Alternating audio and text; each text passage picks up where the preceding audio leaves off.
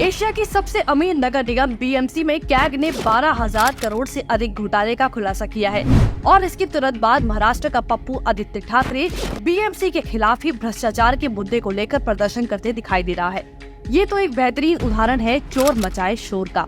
आज आदित्य ठाकरे भूल गया है कि उसकी पार्टी और परिवार ने ही बीएमसी पर 25 साल तक राज किया है। दरअसल एकनाथ शिंदे सरकार ने 28 नवंबर 2019 से लेकर 28 फरवरी 2022 तक किए गए बीएमसी के कामों की कैग से ऑडिट करवाया है। इन 2 साल में बीएमसी में 12,000 करोड़ से अधिक के घोटाले सामने आए हैं। सोचिए इसमें से कितनी मलाई उद्धव ठाकरे और उसके चमचों ने खाई होगी। सीएजी रिपोर्ट में खुलासे। इन दरिंदों ने कोरोना के समय लोगों की लाश पर खड़े होकर 12,000 करोड़ के घोटाले किए हैं, जिसमें कोविड सेंटर बनाने के नाम पर ही घोटाला कर दिया।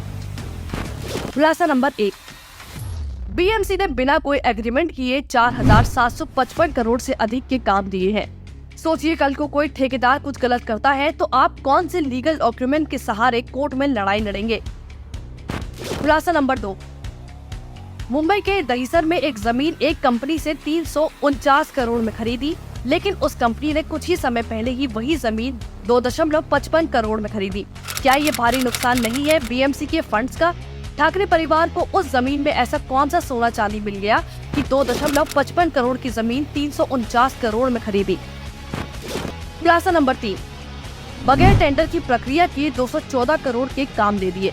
बिना टेंडर निकाले ही ये बंदरबाट क्यों की गई? सिर्फ 2 साल की जांच ने उद्धव ठाकरे की कार्यकाल की पोल खोल दी है।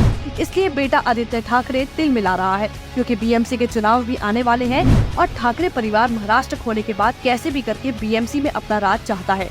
उसके लिए आदित्य और उसके परिवार को बीएमसी में किए गए भ्रष्टाचार पर पर्दा डालना होगा। पिछले 1 साल में बीएमसी को महाराष्ट्र सरकार द्वारा नियुक्त एडमिनिस्ट्रेटर अधिकारी चला रहा है, क्योंकि कोरोना के चलते 1 साल चुनाव कराने में देरी हुई।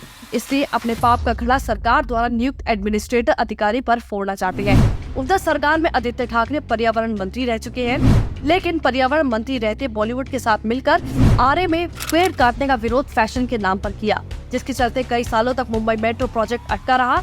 लेकिन कई बिल्डरों को 38,000 पेड़ काटने की इजाजत दे दी।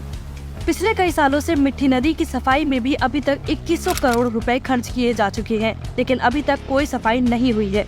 पवाई झील में उद्योगों का गंदा पानी छोड़ा जाता है, लेकिन खुद को पर्यावरण का एक्टिविस्ट मानने वाले आदित्य की हेकड़ी ये सब देखकर कहां चली जाती है। खुद को एक्टिविस्ट मानने वाले आदित्य ठाकरे ने पर्यावरण को नुकसान पहुंचाने वाले 1000 करोड़ में बने अवैध स्टूडियो क्यों बनने दिए, जिन पर शिंदे सरकार ने बुलडोजर चलवाकर तुड़वा दिए।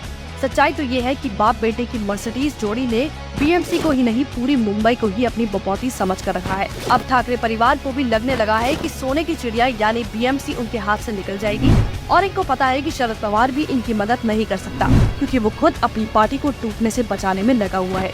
इसलिए ठाकरे परिवार के होश उड़े हुए हैं।